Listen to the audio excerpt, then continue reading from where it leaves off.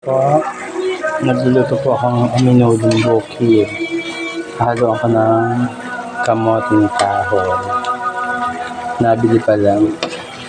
Tamang-tamang pinalalambot ko pa naman ito. May sibuyas, kamatis, tsaka nilagyan ko ng rino, paminta, konting toyo.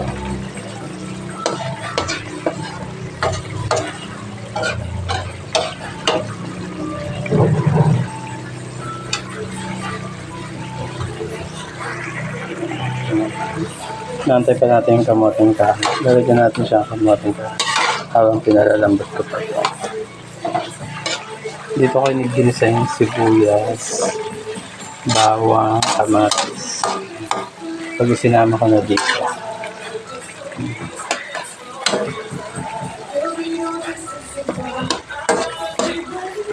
Simpleng lahok lang.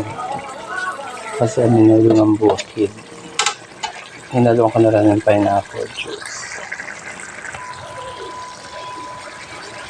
Ito po yung aminodong bukid. Kemedu. Nilahukan ko po ng kamoting kahoy. Yan. Instead na patatas. Wala ng carrots kasi nga simpleng minodo lang to. Ang mahalaga po dito yung lasa.